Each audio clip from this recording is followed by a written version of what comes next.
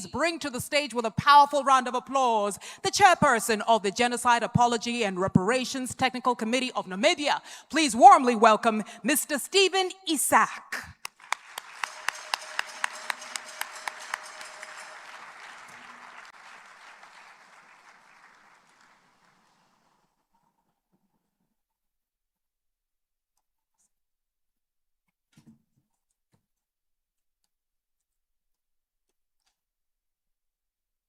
In the southern parts of Africa, we would have said, Wosa Africa, Wosa, rice, meaning, not you, rice Africa. That is what we would have said.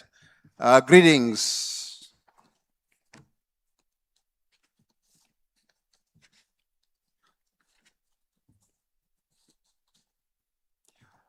Director of Proceedings, Your Excellency John Dramani Mahama, the host, and President of the Republic of Ghana, Your Excellencies, leaders present here, ambassadors, high commissioners, senior government officials, traditional leaders, community leaders, distinguished invited guests, fellow participants, members of the media. Good morning to you all. I'm pleased to recognize and thank His Excellency President Mahama of Ghana for hosting this important summit, which calls for reparations for Africa and the people of African descent. I would also like to thank all leaders present here and the people of the great nation of Ghana for their warm welcome and hospitality.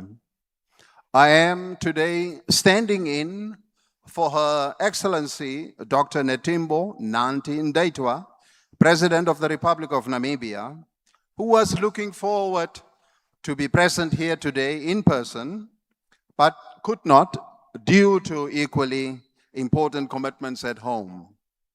Her Excellency the President extends her good wishes to His Excellency President Mahama, the people of Ghana, and all participants, and wish us successful deliberations during and beyond this summit. Allow me to begin by paying homage to this great country of Ghana, which has over the years been involved in the continental initiative for reparations for Africa and the people of African descent.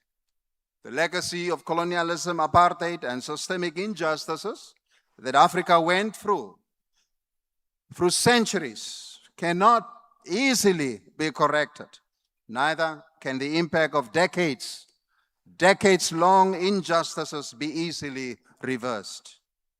The continent continues to suffer from the lasting impact of colonialism, which exploited our economies, resources, altered our cultures, traditions, norms, and values.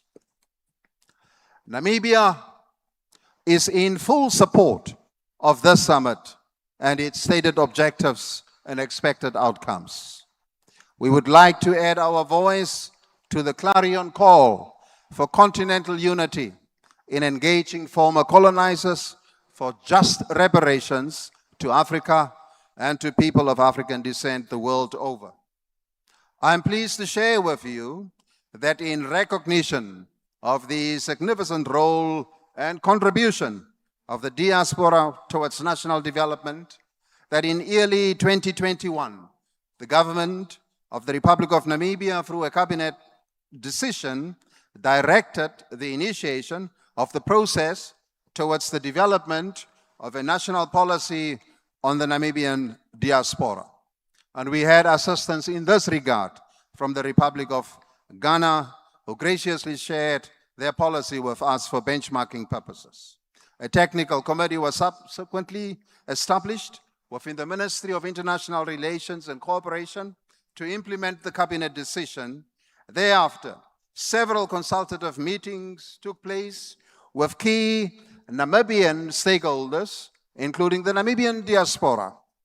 Opinions and ideas shared during these meetings significantly contributed to the development of the draft national policy that is in hand. Between in terms of our history and the context of where we are today. Between 1904 and 1909, German colonial troops committed genocide in Namibia, the then called German Southwest Africa, which is today Namibia. It resulted in the indiscriminate killing of thousands of Herero and Nama people. Following the unanimous adoption of the National Assembly resolutions, 2 of them, in 26 October 2006, the government of the Republic of Namibia was mandated to seek dialogue and reparations from Germany for the genocide committed against those affected communities. Through negotiations, the government and Germany today initialed a joint declaration in May 2021, which reflected a lot of compromise. Germany acknowledged genocide, yes.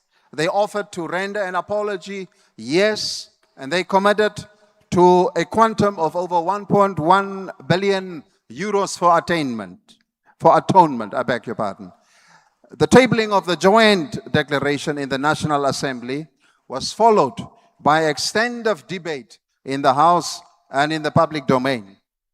Members of Parliament raised concerns over German resistance towards the actual reparations, aiming at a grant rather, and after successive engagement, Germany finally agreed to an addendum which was then incorporated in the joint declaration.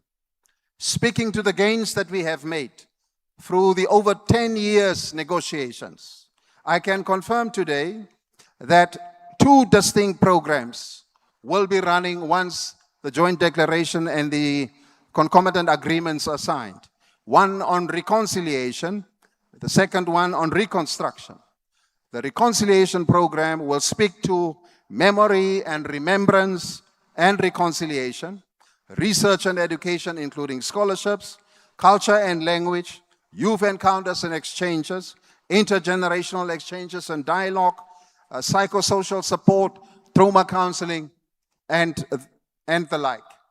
The reconstruction program will focus on infrastructural development and related developmental programs.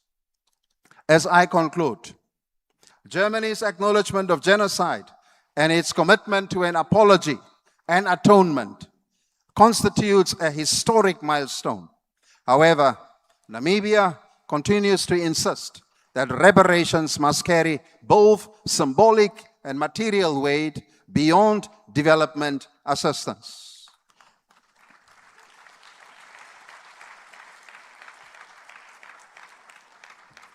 Allow me to reiterate that Africa's call for reparations will only receive true justice if we have a unified voice in multilateral fora, whether it is the call for reparations for slavery and resultant damages here in West Africa and other parts of the world, or the call for reparations for apartheid subjugation and exploitation in Southern Africa.